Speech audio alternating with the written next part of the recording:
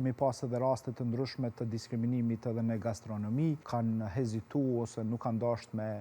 i shërby dikujt vetëm pse vjen nga radhët e komuniteteve, 50 personave të tjerë që kishe me undi kur dikush në bazë nacionale nuk don me të shërby vetëm pse i përket një nacionaliteti. Ndoshta nuk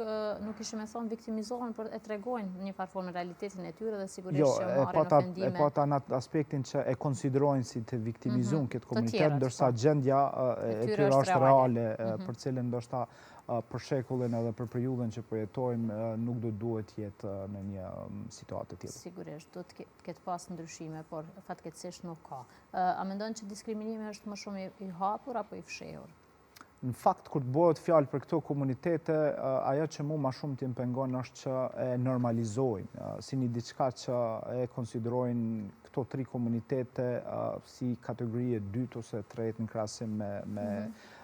qytetarë tjerë të shoqënisë tonë. Dhe derisa kjo normalizohet, normal që nuk na bën më undi mirë dhe nuk shohim reagime, i keni pas mundësi me pa në shumë institucione tona përpos që përdoren termat pejorativ ndaj atij komuniteti, ndoshta edhe drejt për drejt, ne jemi mësuar me i pa ndoshta edhe në për disa institucione që ka qenë kogja befasueshme, edhe ku kemi prit reagim që ndoshta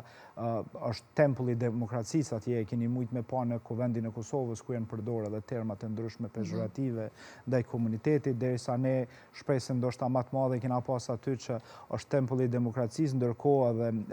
janë ligjvënësa, janë krijuar ligje për me mbrojtë interesat e komuniteteve dhe me luftu diskriminimin, ndërsa shohim një diçka reale siç për të tjerët duket ndoshta edhe normale.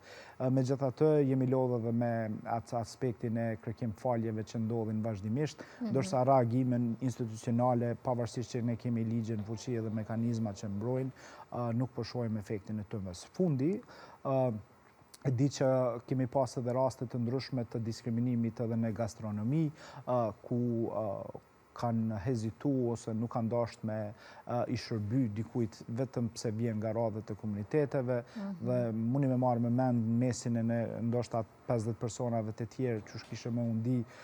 kur dikush në bazë nacionale nuk don me të shërby vetëm pse i përket një nacionaliteti. Kjo në ditët e fundit